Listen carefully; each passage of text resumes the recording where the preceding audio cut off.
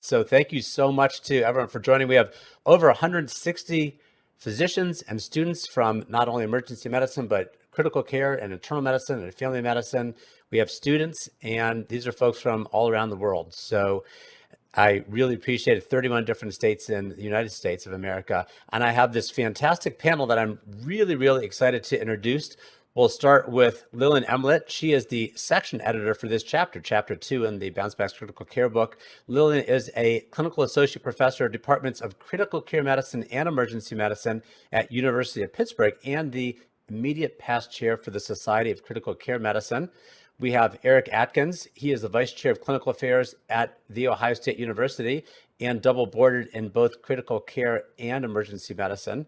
Patrick Sylvester, who is doing a double residency in both emergency medicine, internal medicine, and critical care at also the Ohio State University Wexner Medical Center. We have KK Moody, who many of you know and love from EM Docs, and she is an adjunct clinical faculty at Pacific Northwest University College of Osteopathic Medicine in Oregon. And last but not least, Raj Jesudoss, who is a colleague of mine at the Adena Medical Center. He is a pulmonary critical care physician, double boarded in that. So thank you so much, everyone, for joining. This is a really, really important case we have this month because especially at the beginning, before the patient bounced back, not to ruin the surprise, the patient did bounce back, but before that time, this was a balancing act that we did. It was a balance between making sure that we keep a patient safe, but not missing serious disease, and also a balancing act between making sure that we don't overtest and overtreat. And the problem with this patient and with trach patients in general, the problem is that we don't want to just throw antibiotics at every single patient that we see, because in the end, we're going to be doing more harm than good. And so it was a balancing act. So this case is not meant in any way, shape, or form to say that something incorrect was done, but more so to think of what could have been done to improve this patient's care, to move, as I oftentimes say, from standard of care to excellence in care. So what we're going to do is we're going to go ahead and get things started. I want to just give a couple brief announcements in the beginning. First of all, as folks know, you get an hour of free CME for joining tonight. And I'll give it just a second here if you want to scan the QR code here.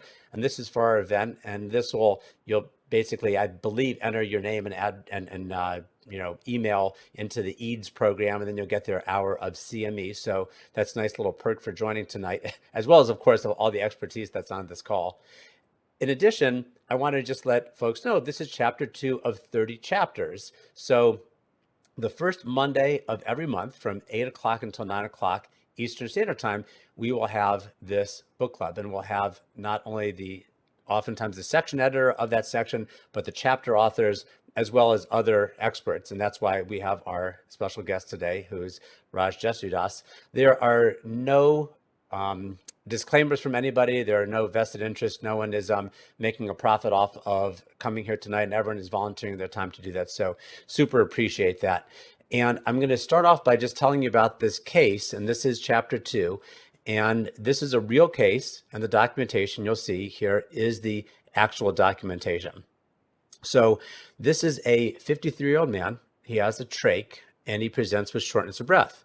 And it's documented by triage that he's able to speak and communicate by shaking his head yes and no. He was sent in for difficulty breathing, and when he arrives, you'll see on his vital signs that his blood pressure is okay. His respiratory rate maybe is minimally rapid, right? And he has a trach mask with 10 liters of oxygen flowing through it. He's on a bunch of different medicines, and you can review those. But as far as the physician's documentation is that he's transferred to the emergency department by the ECF. He's coming in for shortness of breath as a chief complaint, and they say specifically, I spoke with a transporting ambulance crew who said that the patient was very dyspneic upon arrival with an O2 stat of 60%, obviously concerning. He was vigorously suctioned through his trach tube and had a large amount of mucus that returned with rapid improvement in his respiratory rate. And you can, as you read through the rest of this documentation, you'll see the general flavor is that the patient, and again, I'm not saying that this wasn't happening or that this patient was inappropriately managed, but that he had a mucus plug, and now that that's resolved, his oxygenation is just fine. So the exam documents good breath sounds, his oxygenation is okay-ish, an ABG, and that was explained a little bit later why they thought the PO2 was a little bit low, even with the supplemental oxygen. And then you'll see a repeat set of vital signs were done about 3 hours later. His heart rate's gone up a little bit, 104 compared to 98. Not a significant increase, but he's a little bit tachycardic, and the blood pressure is fairly stable. They say on a progress note at 3:36 p.m. during the ER stay, the rate at effort remained normal. And this is, again, the actual documentation, so I'm just reading off of that. Sats remained in the mid-90 range with blow-by oxygen as receives at the ECF. ABG was drawn while the mask was poorly fitting and essentially represents a room air blood gas. Interesting thought. No signs of CO2 retention. I thought he could return to the ECF, and the diagnosis is acute respiratory distress resolved, and discharged to the nursing home with a stable condition. So what I wanted to do is start things off, and I'm just going to ask KK Moody, thank you so much again for joining, to just sort of walk us through some of the differential. And I'd say that for the folks that have joined, I'd love if folks put in the chat questions for some of the panelists here. For myself, not only the evaluation, the documentation. I mean, if you have any sort of medical legal questions, even we could talk about that. But I want to just have you walk us through a differential diagnosis for shortness of breath, which is large in general, but with trach patients is even bigger. Well, exactly. Thank you for having me, first of all. But of course, as we all know, when a trach patient comes in, it gives us all a little bit more, it gets our attention a little bit more because there are things that are specific to the trach, but then there are things that a trach patient can also have that any one of us can have as well. So with the trach, of course, you're going to think, I like to separate it into trach versus not trach. With the trach, you want to think, first of all, is it mucus plugging? Is it dislodged or obstructed? Bleeding is always a huge one. Is there bleeding? Is it just mucus? Is it just irritation of the mucosa, or is it a tracheonominate fistula, which is the biggest worry that we have with bleeding? But also, anyone can have CHF with pulmonary edema, COPD, an MI, or pulmonary embolism. You can have sepsis. Certainly, you have an increased risk of infection because that cuff can be colonized, and it can be a nidus for infection, for more distal infections. And so sepsis pneumonia is on the differential, and now also COVID has to be considered. So a huge differential, and we can see things here. Patrick, as far as the evaluation for some of this stuff, an ABG was done, and I'm going to just sort of give you guys my pet peeve on ABGs. I asked you to sort of look into a little bit an article by Zesterson. There's other articles too. But in your general patient who comes in, ABG versus VBG combined with pulse ox, and do we think that with looking at this specific patient here, they documented they thought that the PO2 is low because it was a room air PO2. How would you then correlate that information back into our case here? Yeah, that's a great question. So, I mean, I think we all, if we had ample access to arterial blood, there's no doubt, I think we'd be getting EVGs more often. We're talking about a time and a pain cost patient. So, Dr. Weinstock, I think some discussion we had offline that, like, you can get a lot of information with the venous blood gas and a good quality pulse oximeter, and the articles such as the one from Zesterson, I think show there's a pretty good correlation in terms of pH and PCO2. So strictly I think of it as like a screening question for, is this patient ventilating okay? Almost it sort of rules out a hypercarbic respiratory failure if I've got a pretty normal PCO2 and a normal pH.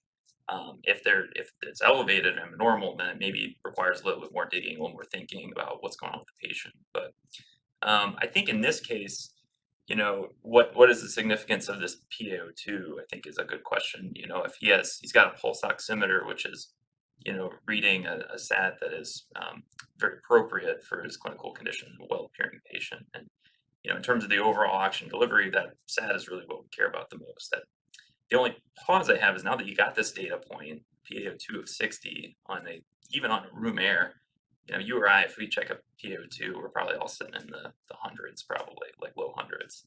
So this is a kind of an abnormal finding that I think is trying to be explained, but I don't know if it's totally explained by his situation. Yeah, it'd be really nice to know what his normal PaO2 is, what his normal oxygen, supplemental oxygen is, if he even has some, because a lot of trach patients, they just are trached because it's an airway problem, not a ventilation problem, like you're saying, or a pulmonary problem. So that's a really good thought.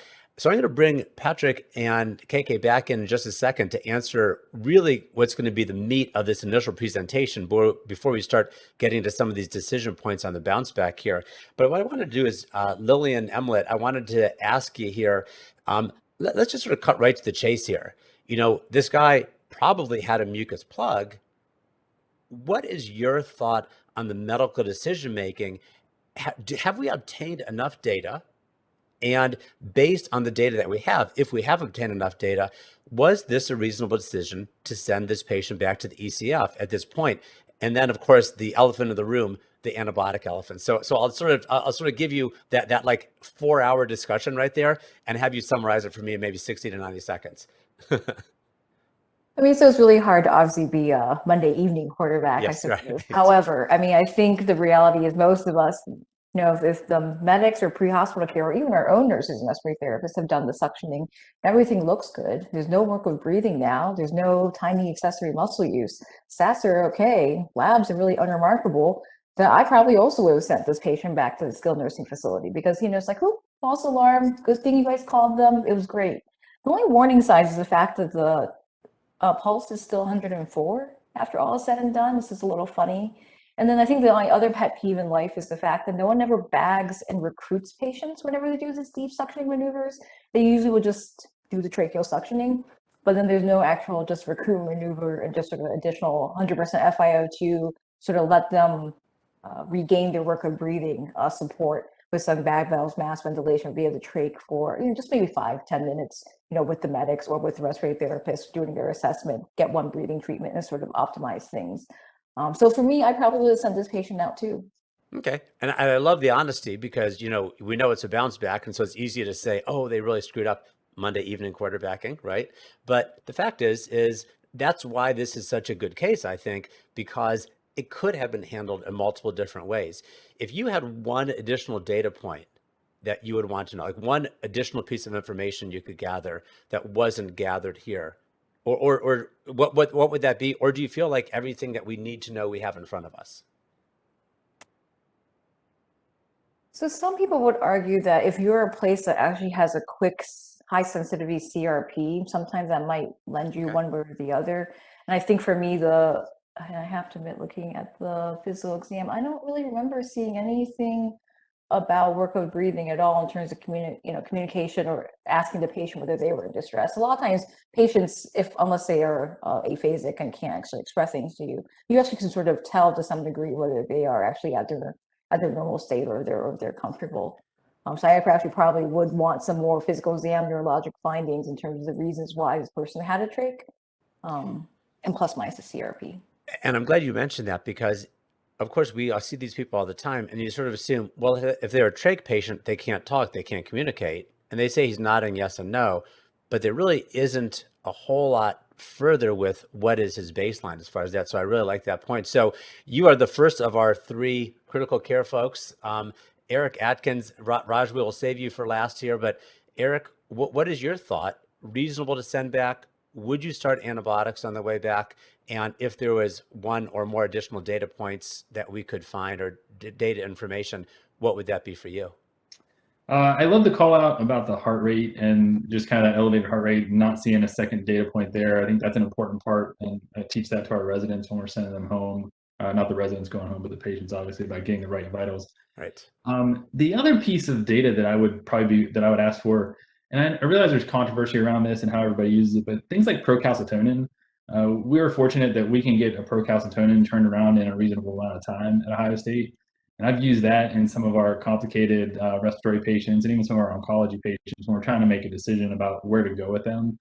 There's one piece of information that I'm not sure, maybe I'm misinterpreting when we read this, but the patient got suctioned once at the nursing home, according to this record, and then got suctioned again by EMS. And maybe I'm misinterpreting that, but I feel like at that point, that makes me a little bit more wary, and maybe lean towards at least keeping them for a period of observation. I understand like that first suction event, and that happens all the time when we think about getting called around in the hospital at night, for somebody who's desats a little bit, they suction him and everything gets better. But once he's had a second one, that makes me a little bit more concerning. So we have now the three or the 4 or 5, whatever, emergency medicine folks. Raj, you are pulmonary critical care. So you see these patients in the ER when I ask you to come down to the ER, right, to admit one of them. but up in the ICU, it's a little bit different story. You're not really making that disposition decision. They're already there. What are some of the thoughts? And I know that both Eric and Lillian work in the ICU as well as in the emergency department, but Raj, what is your thought as a pulmonary critical care physician on this patient? Any different perspective, or do you feel like it was reasonable to not start antibiotics and to send this patient home? Thanks for having me for today. Excited. I think the answer to your question is, I will ask, what is the, how much is the volume of the secretion? There's a recent color change.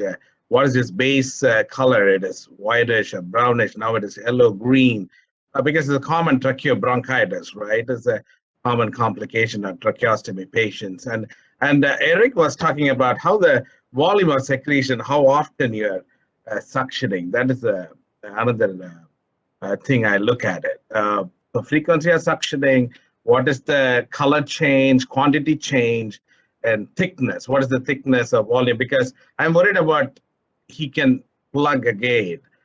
That's what I always think about when assessing tracheobronchitis. So recent change in volume, recent change in color change, and supportive evidence, a WBC, a ProCal, what you guys are talking about. That will be my decision making. And that's what I ask my nurse every 1 hour, every 2 hour suctioning, every 3 hour suctioning. And because they don't have the humidification mechanism. So we need to have a good sign out, handout to the skilled nursing facility about. Yeah, and that's a really important point, right? If you got suctioned once and then he plugged and suctioned again, probably without any other change in things, it's going to happen again. And what is the ability of that ECF to be able to do that? So, Raj, the fish or cut bait moment, what do you think? Antibiotics or no antibiotics if you're sending this guy back to the ECF? Yeah, I don't have enough information regarding the clinical, because I deal with a lot of tracheostomy as an outpatient.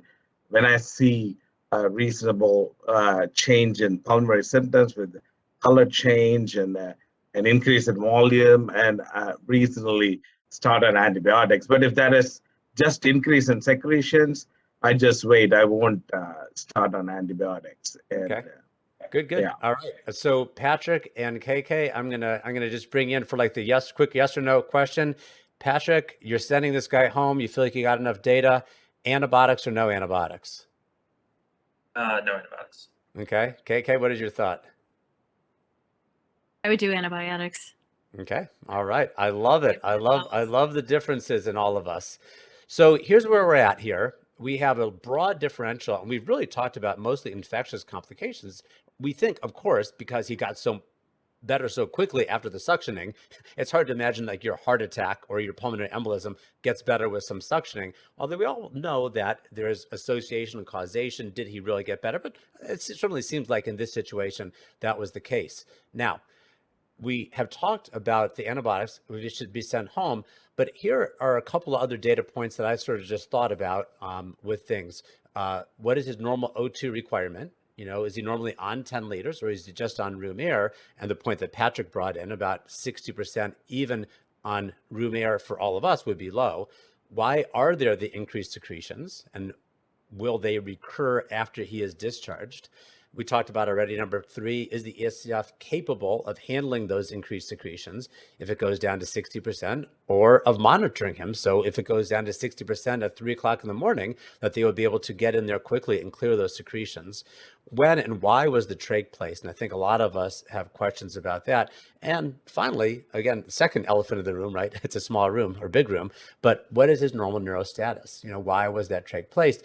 Is he not able to communicate except by nodding yes or no because the fact it's altered, which would make us a little bit more concerned about possible infectious cause or some other type of thing. So I started this all off by talking about our balance, right? The balance between not wanting to inappropriately treat and maybe make a patient worse because of that, with antibiotics and resistance, side effects, interactions, etc., versus the risk of missing serious disease, which always is the case. And of course, a patient who is a trach patient who is this age, certainly there's an increased risk. So not a big surprise, but the patient did bounce back. He was at the ECF, and they found him to be pulseless. They called the paramedics. They brought him to the emergency department, and he comes in, and this is his documentation. Obviously, this is documented after he was seen, and they summarize it.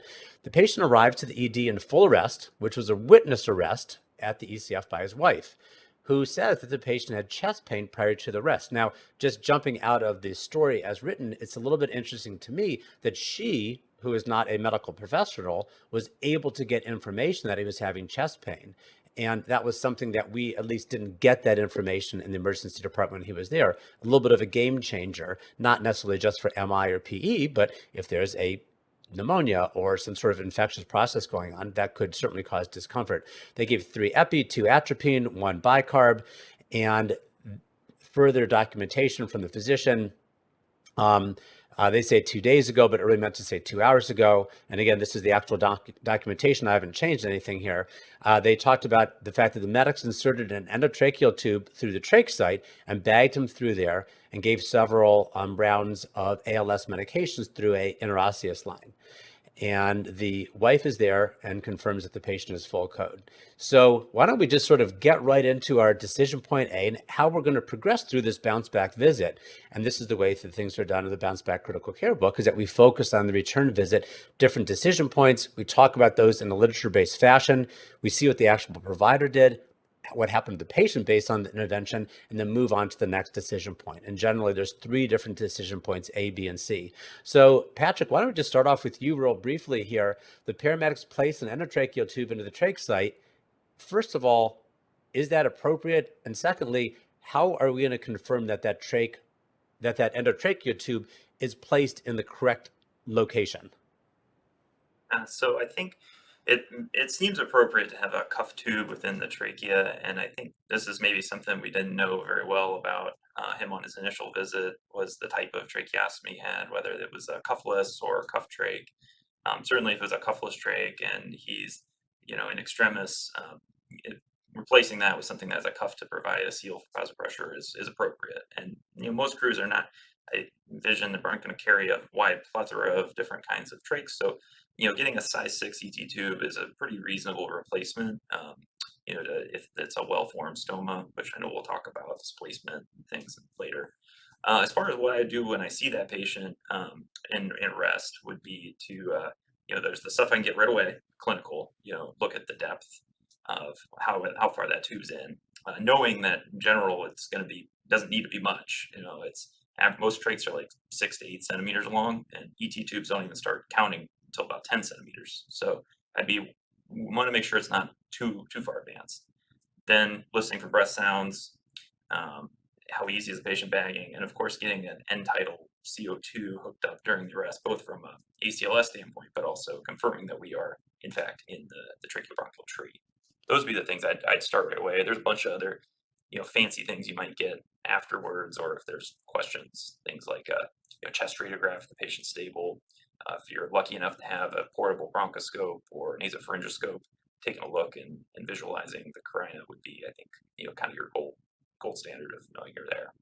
Yeah, and I would think that if you're over, say, 7 or even 14 days from when that trach was placed, which is important to know, obviously, so you don't go in some sort of false lumen, right? But you're going to get it in the correct space, but, with all the adrenaline going through the arms of the paramedics, right, it's going to be a right mainstem bronchus intubation.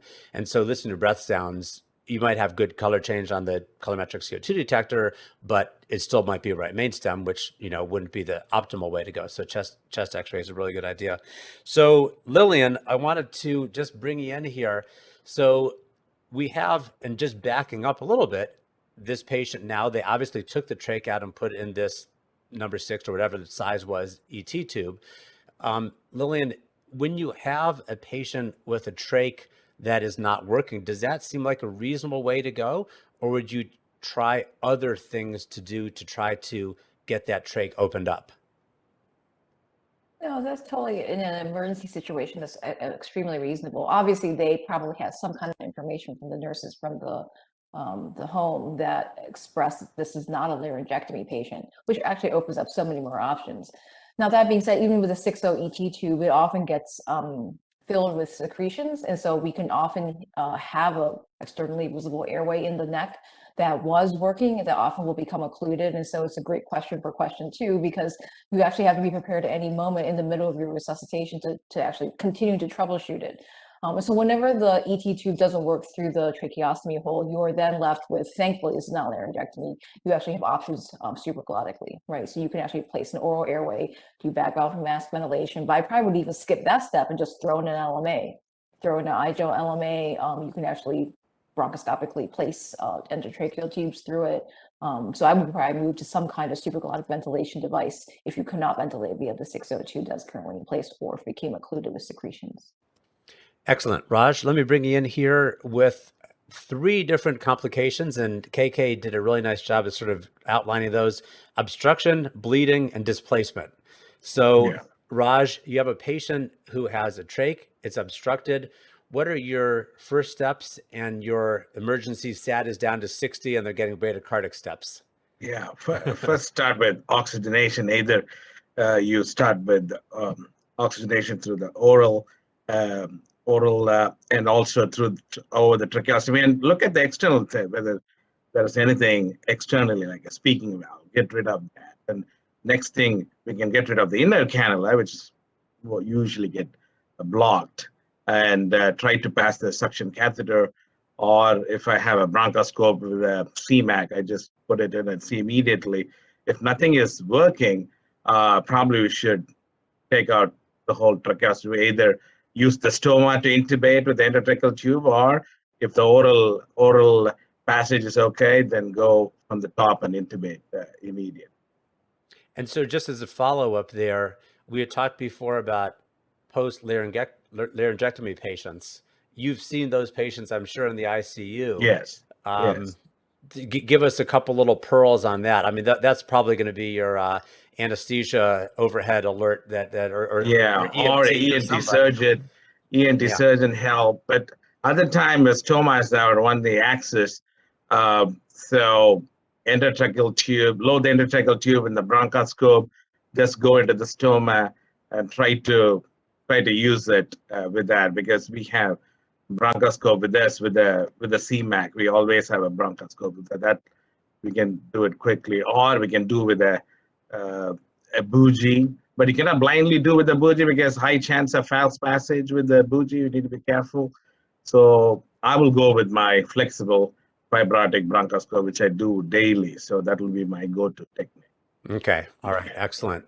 And a lot of EDs now have bronchoscopes. The problem is we don't use them frequently. So obviously, airway courses or just fiddling around before a shift starts, all those things are really good ideas to have those airway adjuncts and our backup possibilities in place, because obviously that's not the time to start asking where this thing is that you haven't seen in 6 months. So Patrick, let me bring you in here for bleeding. KK talked about that before, and that is one of our big, serious, concerning things. It could be anything from a little irritation at the site to massive amounts of bleeding. So first of all, Patrick, have you seen this in patients? And do you feel that if you had that massively bleeding patient, you have your first, second, and third things in your brain of what you'd want to do? So unfortunately I have, and I think it's one of those complications that we, everyone's aware of, the TI or the tracheonominate or tracheoarterial fistula. They're pretty unforgettable. The hard part is, just hearing the word bleeding trach, as you mentioned, Dr. Weinstock, there's much more likely that it's a benign etiology, whether it's an early bleeding from the procedure itself, or from things like crusting or dry, kind of lack humidification of the tracheal mucosa causing some bleeding. It's, you're more often looking for this horrible thing and don't find it, which is great. But when you find it, it's terrible. What we're talking about, though, of course, is erosion of the anterior trachea into the pre-tracheal vasculature, the innominate or brachiocephalic artery being the one that's most commonly implicated. And, in terms of what it looks like, it can be a little sentinel bleed followed by much more massive bleed. So you have to have a high index suspicion, and really interrogate that area with a bronchoscope, or have one of your airway experts, consultants interrogate it, or even get like a CT angiogram looking at the vessels up there to see if there's extravasation. But if you have it, well, buckle up. You're basically you're in a tough spot. The description for how I would do this is first try overinflating the cuff, hoping you can provide some tamponade. That would be my first maneuver. Is there a cuff? If there is, inflate it. And if that's unsuccessful, there's still lots of blood both in inside the endotracheal secretions as well as around. What's been described is what's called the Utley maneuver, which is to say take out the trach or ET tube and to insert your finger into the stoma, grasping the back or the anterior tracheal wall and pulling back towards the sternum, hoping that you provide some compression of that vasculature. And when you do that, you've now more or less plugged up your entire stoma. So you need another set of hands if you're going to do this, because you need someone to either try to insert a small bore ET tube past your finger or translaryngeal intubation past your finger, and then call all the surgeons you got, because it's a big procedure to fix. You got to do a sternotomy, isolate those vessels. It's very high mortality. And I hope you have a good ED director who will come in and back you up, because you may be riding to the OR with your hands in their neck. Yeah, and it's always funny to me when you see these shows on TV and someone gets shot and they're bleeding, and then they put like a piece of like gauze on their skin. It's like, that probably isn't going to stop that internal bleeding. In the same way, you can imagine someone with all this gauze over their neck. It's like you need one finger over one blood vessel, right? And if you can get that thing stopped and you can get another tube on the other side so they can continue to ventilate, obviously that's what you need. But whoever is doing that, you're right, is not going to be seeing a whole lot of low-risk chest pain patients for the next half hour or hour or so, right? Exactly. So Eric, how about just in the interest of time and moving past this decision point number one, a displaced tube or decannulation. Do you want to just sort of go into that? And if Lillian, you had anything further things to add on to that, and then we'll move on and see what the actual physician did with this patient, what happened to the patient, and move on to the next decision point. Yeah. So obviously, if it's an early trach and it was something recent, I would use a tremendous amount of caution before you ever try to manipulate that site. You're more likely to end up creating a false trach, and it's often just better to attempt to intubate them from above. Keeping in mind that so many patients now are getting trached for other pulmonary pathophysiologies to help decreasing dead space or prolonged ICU stays, or neuromuscular issues that they develop while they're in the hospital, that it's reasonable to try to manage them from above. Decades ago, anybody that had a trach, it was just assumed that they had terrible anatomy and that there was nothing that could be done from above. So I think that's the one of the pearls that I give a lot to our residents, of just intubate them from above whenever there's a doubt. And then, the same thing for late, so if they're in that greater than 2 week range, it's reasonable to try to recannulate the space with a trach. But if you're having challenges and you're just not comfortable with it, then just go from above. It's also reasonable that, you got to call your friends, if you're having trouble replacing that trach. And if you ever get a chance, and you haven't done it before, anytime you can work with a respiratory therapist in your hospitals when they're changing out somebody's trach, just go do it with them. Because once you feel it and you do it a couple of times, it becomes a little bit more second nature, and you'll become a lot more comfortable with it when you have to manage it acutely. So I want to bring Lillian and Raj in just to answer this next question. Any tricks of the trade? So, for example, you're intubating from above. They should have someone pull the trach out while you're seeing it come out, and then you can go straight into that area, or you pull it out beforehand, realizing there could be a lot of secretions that you'd have to suction. Do you suction through the stoma? What are some tricks that we can use to be able to successfully intubate orotracheal intubation? I mean, most people will, because if you have to mask ventilate due to hypoxia, you actually need to recruit them back up. You'll need someone to occlude the hole. So you'll actually have to have the person who normally does the cricoid pressure, that person will end up having to put some gauze to occlude that. I do remove it. There's no reason to leave something that's obstructing the airway in place. It doesn't make any sense. So take it out, obviously, and then try to ventilate them as much as you can while you're preparing for your intubation. Right. And then, depending on how awake they are, using an LMA to get proper degree of PEEP so that you actually makes your life easier rather than bag valve masks. Maybe again another option. Now, the truly crashing patient, because we all do a lot of rapid sequence intubation, we pre-oxygenate, we start at 100%. Yeah, that's cool. But I'm talking about like the patient like that I had a few months ago came like back from CT scan with a SAT of 60, and they just weren't able to be ventilated to bring it up. And it's sort of like, you got a shot. Here you go. It's like you better get this tube in here, or else probably they're getting ready to arrest. In that truly emergent situation where you're just not able to get the oxygen up in any other way, you've tried all these other things, they've all failed. Any tips on that, or just we're going to just try from above and how we typically would do intubations and hope hopefully it will go as well as they usually go? Yeah, I mean, I think again the question is why, right? So if you have a submassive PE and they have a problem with absorbing the oxygen, you need to get that tube in so you can continue to do the correct procedure to actually remove that obstruction. So I think it depends on the reason. I mean, even more so, even if the SATs are 60, you've done a valiant attempt with the LMA to actually give enough PEEP to recruit things with adequate occlusion of the actual old stoma site, remove the obstruction. Sometimes, I mean, there are tracheal casts that are 100% of the trachea, so you need to get in there. And sometimes, like you could intubate the entire trachea, and you still can't ventilate. You actually remove this in the tracheal tube, and the entire thing is one big purulent cast. And then we place another one in. So having two tubes at all times, I think, is sort of the tip. And I think because someone's been tracheostomized for a while, they can often have subglottic stenosis. And so to always have upsides and downsides of your tubes. So I think in the beginning, I never really realized how important it was to actually have downsized tubes in addition to the equivalent size tubes. Okay. So this patient, I'll tell you what happened with them. And Eric, we're going to get back to you with the PEA question and coding patients in PA in just a second. But here's what the actual provider did and what happened to the actual patient. They left the endotracheal tube in place that was placed, the one that was through the stoma, continued chest compressions, rechecked a pulse, and it turns out now that the patient does have a pulse. They were tachycardic with the 12 lead showing a flutter and a rate of 151, which is a pretty typical rate for a flutter.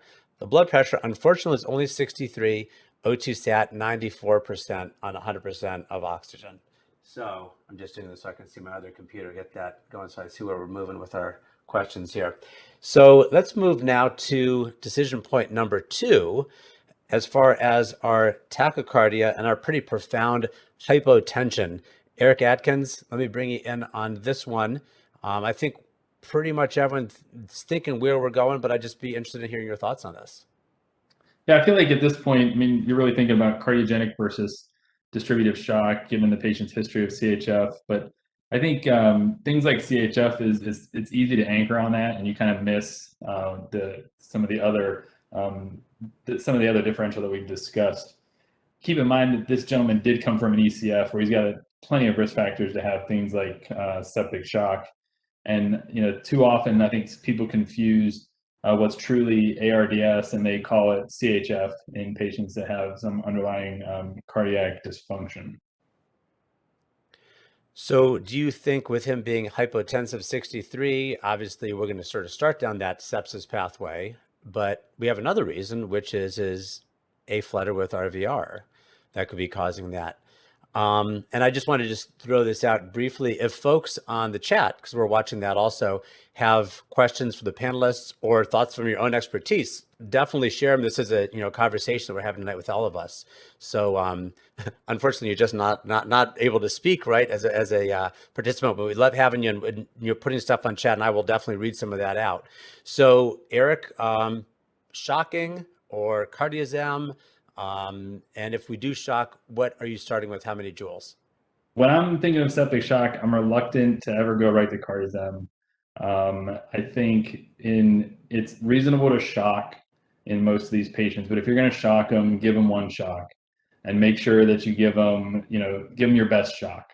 Because I've come into cases where people are they're on their third and fourth shock, and they're telling me stories about how they're febrile and they've been hypotensive and tachycardic, and you're just not going to get them out with the adrenergic tone is so high. At that point, it's going to be really challenging to get them out. If you can't get them out, that's okay. And then I usually start them on amiodarone. And as you get better source control for them, once you get your antibiotics on board, often if you really still need to shock them, probably 6 to 12 hours later, you're going to be more likely to get a successful electrical cardioversion after getting some antibiotics on board and the amiodarone. Okay. So let's move to our next question, which is what caused this guy's arrest? And so I'm going to throw that first out to you, Raj, and then why don't we just go around with all of the panelists here and can take maybe say what your thought is as far as one or two likely etiologies of that and why you think that. So Raj, what do you think caused this patient's arrest? I think the way the wife said that he had a sudden chest pain, maybe as an hypoxic insult, led to an myocardial infarction, or I don't know, PE is an ECF. He probably doesn't move much. He might have a big, large, deep venous DVT. Thought the transit would have got him. I couldn't believe just only hypoxia alone. Just that should be underlying that he lost his pulse, like whether it's an MI, a PE, or a negative pressure pulmonary edema. He obstructed his tried to struggle, but we don't have that history. He struggled for a few minutes. It's just all sudden chest pain. Maybe the hypoxic insults over the day would have put him at a compromise of putting an MI, and PE is a possibility. Okay. All right. KK, if you had to guess the number one reason why this patient arrested, what would be your guess on that? Well, there's a couple of things. Of course, there's so many things, but of course, mucus plugging could have caused him to be so super hypoxic for a long period of time in the time that they were en route to get to the ED. But also, I noticed that he was on warfarin. Why was he on warfarin, and was he compliant with the warfarin? And has he had a PE before? I'd like to explore that a little more. Why he's on the warfarin, and what's his INR? Was he taking it? Because PE is sort of high on my differential. Yeah, and certainly patients on the ECF are more likely to be adherent to their warfarin regimen, but it still could be too high or too low. We've seen that many, many times, right? Whereas a patient at home might have that listed on their medication list, but not be taking it at all. So getting an INR could have certainly been a helpful thing to do. Patrick, what do you think? Number one cause of this patient's arrest? Well, I have a hard time explaining the chest pain, but I mean, globally, my thought is hypoxemia from obstruction of his trach. Because when I think about what do we do to get him back, Mm-hmm. the only thing we really did was we changed his airway. Okay, So gotcha. to me, that's my thought. And I know you and Eric work together, so he's confident enough in his abilities that he can hear you say something different than him, or maybe you totally agree. But what do you think about the atrial flutter, the rate of 151, pressure 63? Would you start with some fluids and see if we could get this pressure up? Because maybe this is from something like septic shock and his heart rate is just elevated and he has underlying AFib flutter. Or would you go to shock at this point? I think I'd probably bolus some fluid. I'm not saying we have to do 30 mLs per kilo or anything like that, but I'd probably start with half to a liter of fluid infusing as I try to see, is this just the epi still floating around from his arrest? While I get the everything in place to shock. Although ultimately at the end of the day, you have a hypotensive, unstable patient with a new atrial tachyarrhythmia, so I would give him I'd let him ride the lightning, so to speak. Yeah. Okay. All right. 200 All right. joules once. Gotcha. 200 joules once. All right. Lillian, tell me in You heard it here, though. seconds. Ride the lightning. Ride the lightning, as coined by Dr. Sylvester. Yeah, I like that phrase. Lillian, what do you think? What are your thoughts? Where do you go first with this guy? And how much, if you are going to start with fluids, how much time do you give him to see if his heart rate's improving with that? I would just cardiovert him. Okay. So I have electricity, and I think it's also probably from obstruction. Okay, gotcha. All right, sounds good. So how about this? Antibiotics, and Patrick, moving this on to you. Obviously, I shouldn't say that. I'm guessing probably most of us agree at this point, probably antibiotics are a good idea. Are you Zos and Vank right now or something different? So I think you definitely want something that has some anti-pseudomodal coverage and Mhm. MRSA coverage. I think we're all on that same mind. I think it comes down to what where your institution's antibiogram looks like. I mean, here at OSU, our Zosyn sensitivity is only about 70%, so not that great. So For Pseudomonas? Yeah, we probably do like cefepime. Okay. A little bit, it's our regional kind of coverage. But, I don't know. I'd probably do cefepime bank. If I had someone that was willing to go in the computer and look up and see if he had tracheal aspirate from the past and what's grown, if he needs something more broad than that, meropenems, et cetera. Yeah. Okay. Awesome. So let's move on and see what happened with the patient. And at 6:58, remember the patient initially presented and was sent home at about 3:30 or so. So we're not really that far after the point that he was actually in the ED the first time. They actually did what a lot of folks recommended, synchronized cardioversion. They started at 100 instead of 200, but they were successful. Maybe they got lucky, who knows, right? And he was successfully converted to sinus tachycardia. They placed a right femoral central line, and they started the piperacillin tazobactam, the Zosyn, with vancomycin. But at that point, the patient's blood pressure, even after sinus tachycardia and the A flutter with RVR had resolved, still blood pressure 46. So they started dopamine. Labs, white count 23,000, could have been from the code, obviously, or from underlying process if there is sepsis going on with this guy. And you can see that he's an acute renal failure. And I don't have the past one here. I could scroll back to it, but I'm assuming that it's fairly close. Chest x-ray is read as showing congestive heart failure. So let's move on to our final decision point. This is decision point C here. And again, if folks from the chat want to weigh in on different thoughts handling this patient or questions for the expert panel here, would love to hear from you on this. But he remains hypotensive. Lillian, I'm going to bring you in, then I'm going to ask Raj if you could have a couple thoughts on this too. With septic shock, we're 30 cc's per kilogram. That's part of our sort of dogma with stuff. But now we've got a patient that's showing congestive heart failure who's got a pressure of 46 on dopamine. What is your next step for this patient? I guess I personally would question how much of this is actually cardiogenic shock versus the non-cardiogenic pulmonary edema from being obstructed temporarily, causing his hypoxic arrest. And then now he's sudden myocardium because we had to do CPR and had to actually defibrillate him. So for me, I actually probably would switch off pretty easily, readily to norepinephrine. Or Levophed. I do understand why people pick dopamine because it's pre-mixed in the bottom of the crash car, so it's fine just for like an emergency. Also, it's good if you're bradycardic, but I pretty much would probably not use this in any sense, unless I could prove that he needed some degree of inotrope from doing a point-of-care bedside ultrasound myself to say that his EF is bad. And even then, sometimes the dopamine causes increases of arrhythmogenicity, and so if he already had a flutter event requiring cardioversion, probably not the first line I would use. I'd probably switch this out pretty quickly. Yeah, and actually, we haven't really talked about that yet, but a cardiac ultrasound, at the first visit or at this visit could show you all kinds of stuff, RV strain, it could show you wall motion, it could show valvular problems, obviously, and it's not probably going on in this patient, but pericardial tamponade or effusion anyway. I mean, there's a lot of things that we could possibly learn about with our just even cardiac ultrasound by itself. So certainly getting that additional data. Raj, what are your thoughts on this now? We have this chest x-ray. Who knows if it actually is? Lillian. Yeah, okay, gotcha. I think in critical care, I don't know, in pulmonary, I've been doing this for 20 years. I never used dopamine at all. So the first line is norepinephrine for your vasopressor. And if you have some inotropic, you put a point of care ultrasound. The EF is not great, so we'll add some dobutamine, a little bit of inotropic effect. The only thing I have so far, the acidosis, we don't know how bad is acidosis because all this vasopressor, all this catecholamines acts through cyclic AMP as a second messenger. So in acidosis, that won't work well. So whatever the dopamine you give, Levophed you give, in profound acidosis, that's the only thing. We never got an ABG or a VBG, right, after this cardiac arrest. Not after he came back, correct? Not just yet, anyway. Yeah, bicarbonate, as we practiced so many years, is like a miracle drug in profound shock and catecholamines not responding. You go bicarb, 2 amps of bicarb, the blood pressure comes.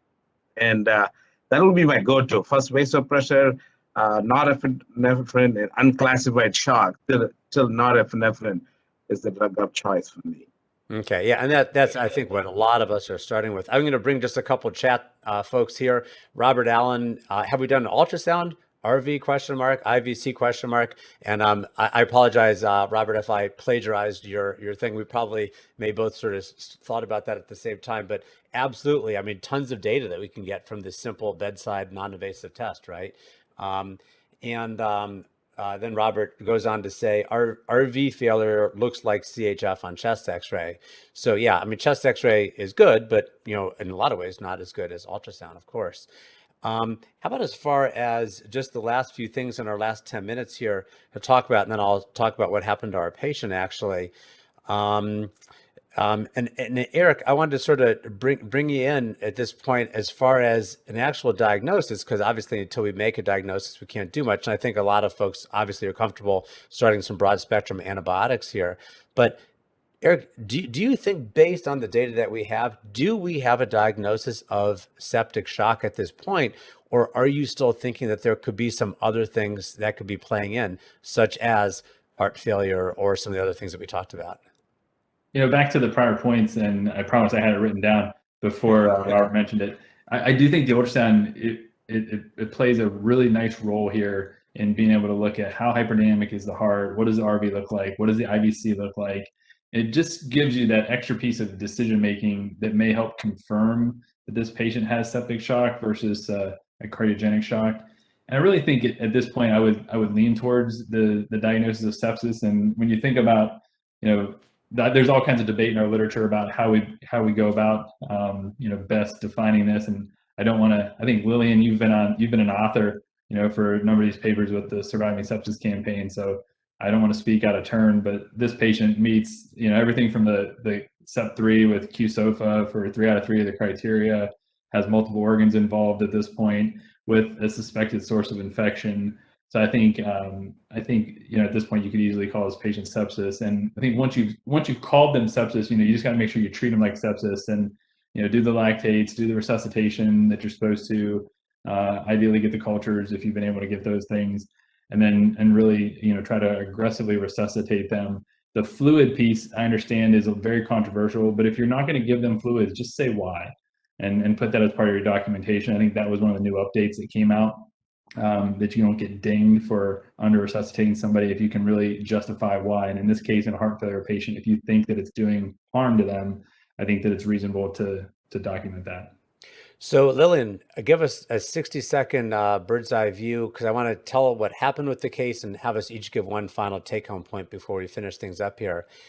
Your, you know, expertise with critical care and obviously with sepsis. What are your thoughts on that, on the documentation of that? No one likes to get that letter, right? On the other hand, we have patients that are critically ill, and you know, sepsis has a 4 times higher mortality than a STEMI, right? So obviously, taking it super seriously is really important. So I guess first I want to correct the fact. I mean, I'm not an author on the Surviving Sepsis campaign. Oh, sorry about that. All right. That's Dr. Tiffany Osborne. This is the other female intensivist in emergency medicine. Now that being said, I do think there is still some equipoise in terms of, again, cardiogenic versus septic shock. And I think that the problems in your documentation, you're going to have to document the fact that you have to treat both simultaneously while you allow the patient to stabilize. Because someone who's arrested from an occluded airway, from a mucus plug that might have been from a pneumonia initially, you don't know whether they're chicken or the egg now in terms of what's actually happening with the cardiac status. So I think you're going to be obligated to begin to do both cardiac arrest management with cooling and neuroprognostication, and also cooling only to maybe like 36 we're not going to go there in this particular session.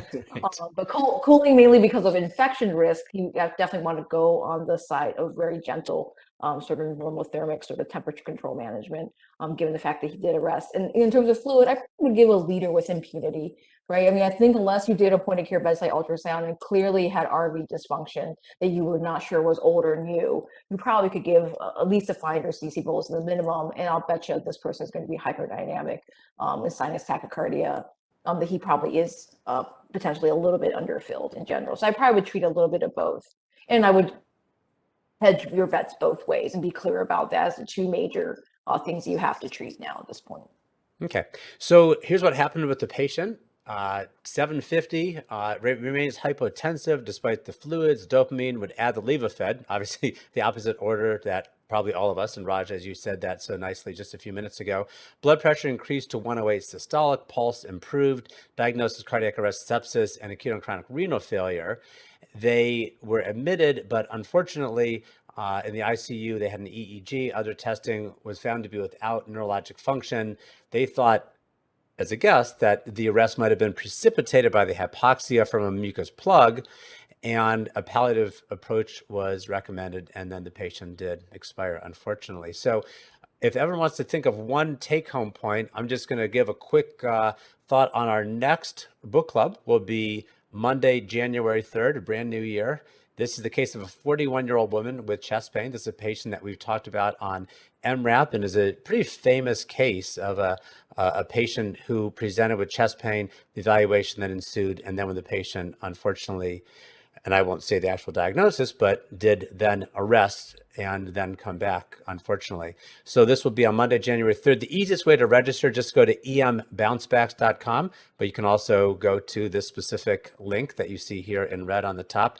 Other ones coming up, chapter 4 to 47-year-old with anaphylaxis, 5 and 11-month-old child with thrust and lethargy. That'll be with Eileen Claudius. The 47-year-old with anaphylaxis will be with Swami and also Christina Chen. And then we have 25 more chapters, so 30 of them. We have 2.5 years of this, so buckle up, right? So anyway, let's put this up here. We can start the take-home points while this is here if anyone has not yet scanned the QR code for their free CME.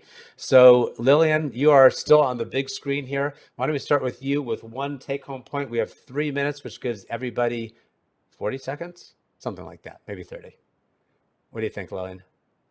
Yeah, I think retrospective glass, it would have been nice to really being able to take a quick look down his airway. I mean, I guess I'm lucky that I can bronch, so I probably would have looked down his airway and actually really thought more deeply about obstruction and small level of obstruction for that PaO2 to have been that low in the beginning, is to look for obstruction earlier.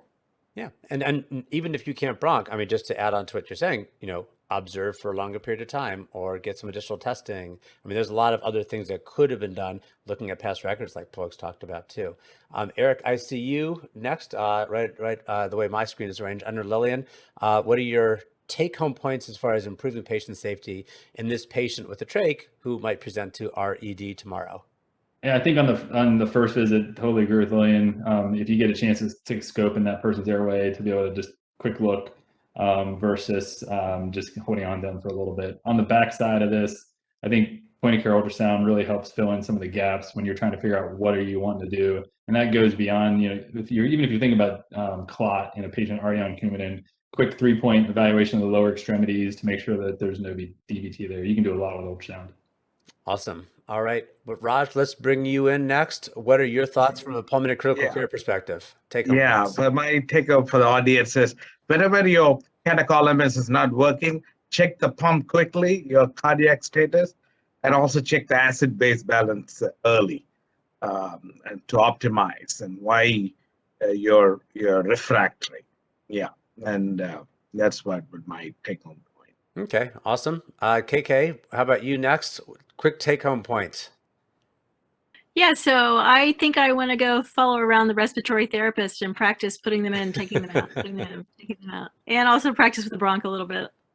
I'm so glad you said that because everyone's thinking like, oh, I'm not as good as I want to be, but everyone else on the whole call in the whole world is experts at this. And the fact is, if you don't do things frequently, you're not an expert in that, right? So I'm so glad to hear you say that. Thank you so much. All right, Patrick, you have the final word, my friend. A lot of pressure. Well, I guess all I'd say is just acknowledging that the presence of a tracheostomy implies a certain amount of medical complexity. It's no matter how well appearing they are, just understanding that there's a lot of comorbidities that probably brought them to that point. And the other thing I would say is for anyone who doesn't know, there is a really awesome resource. And I think, Dr. Weinstock, I think it's like linked in the book and it's also been on this PowerPoint, but the National Tracheostomy Safety Project out of the UK is just a really great resource for learning more about like tracheostomy emergencies. They have an app as well you can have on your phone that has a lot of really great algorithms and tips. Yeah, that's great. And thinking about that before it actually comes up in the emergent thing and working through those different pathways of what you would do is super important. Everyone, thank you so much, not only to our panelists, but also to all the participants from around the country, around the world who have joined today. We'll look forward to seeing folks at the next EM Bouncebacks. We have David Farsi. We'll be talking. He was the past president of AAEM, and Rob Rob, his partner, as chapter author, will also be part. And we will also have a attorney who will be joining us because that case did go to legal measures after that case went all the way through. So we'll be bringing a whole other perspective in. So if folks want to actually ask questions to an attorney, be sure to join us next time. We'll do the medicine and the law. Everyone, thank you so much. Have a good rest of your night. And we'll look forward to wrapping with you next time. Thank you. Thanks, everyone. Yes.